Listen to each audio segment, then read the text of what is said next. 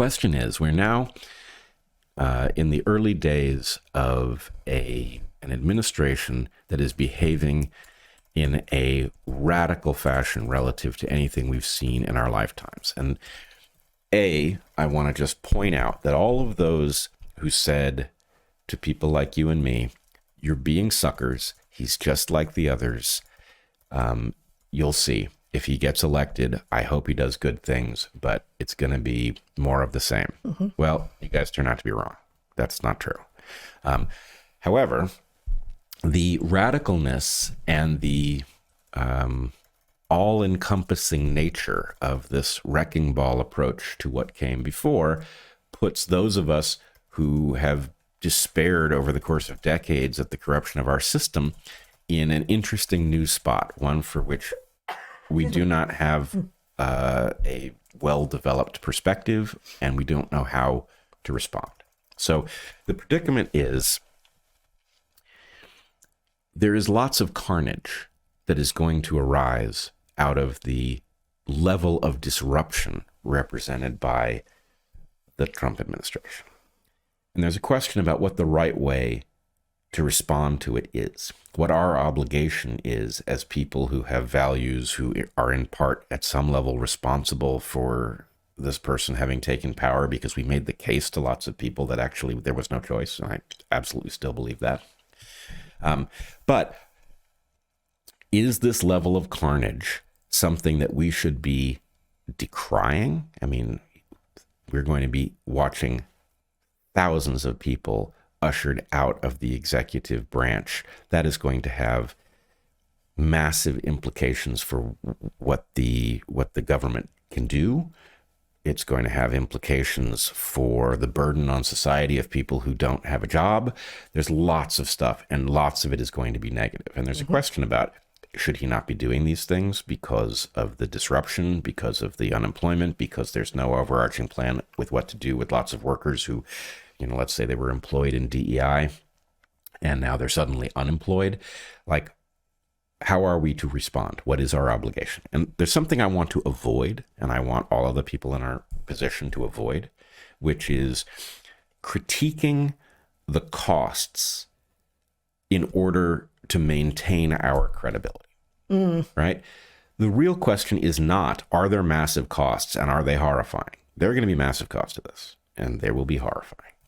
The question is the opportunity to reduce those costs and still do the good that's being done there and being missed? Or is this the expected level of cost in order to take a system that was riddled through with cancer and cut it out, right?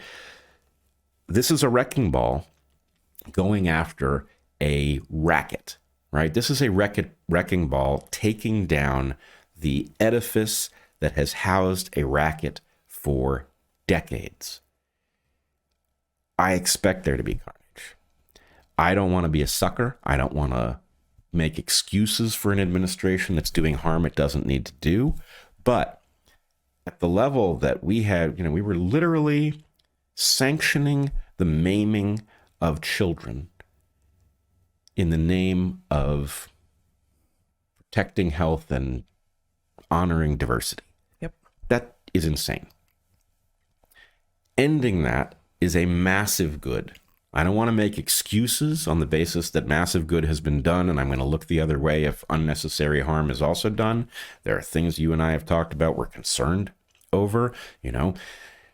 Do I like the idea of getting over climate madness and having an energy policy that is rational in light of the hazard we face from our competitors, in light of the demands and their rate of change over the advent of AI? Yeah, I want intelligent energy policy, but I don't want drill, baby, drill. That was never smart. Nope. Right?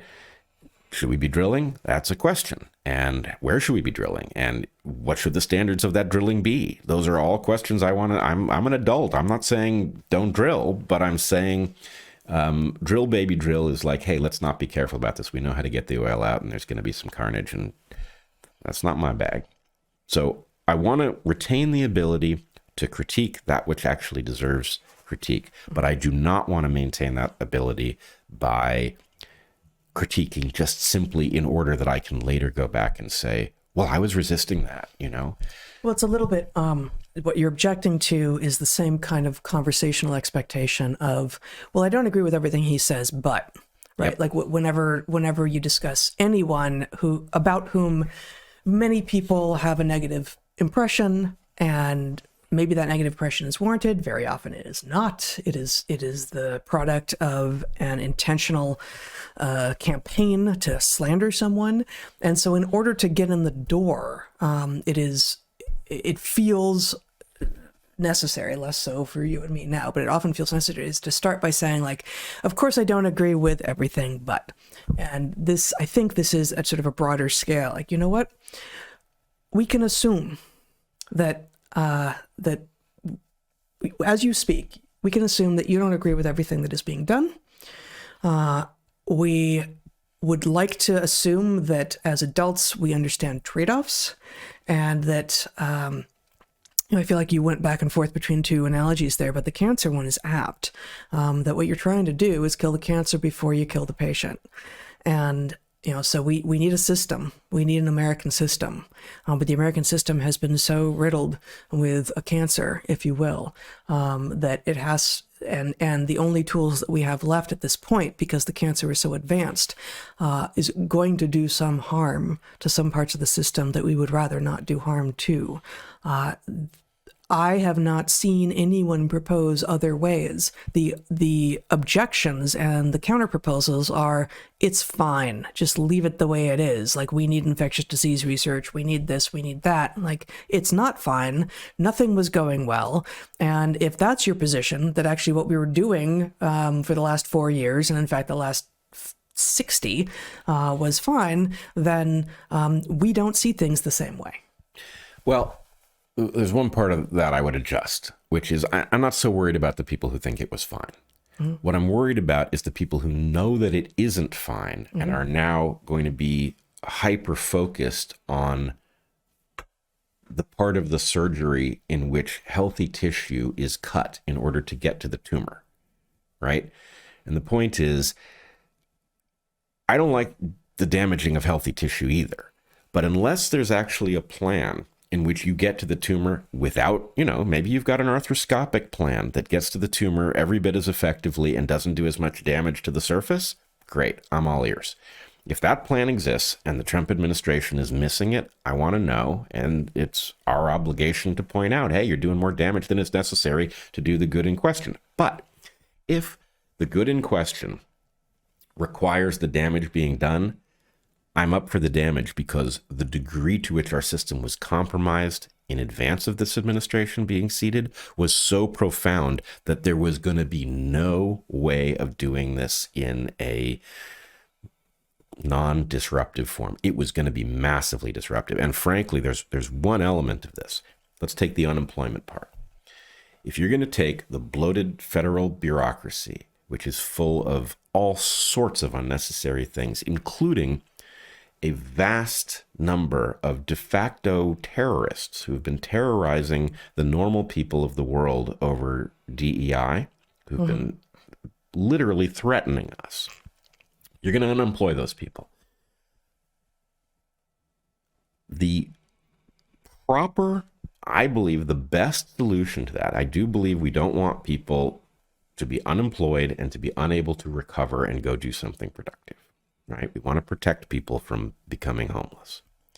But to the extent that these people were employed doing something that they should never have been employed doing, and a large number of them are suddenly going to show up in the job market, and that's a problem, the interventionist response with, we have to do something about these people, it's one approach.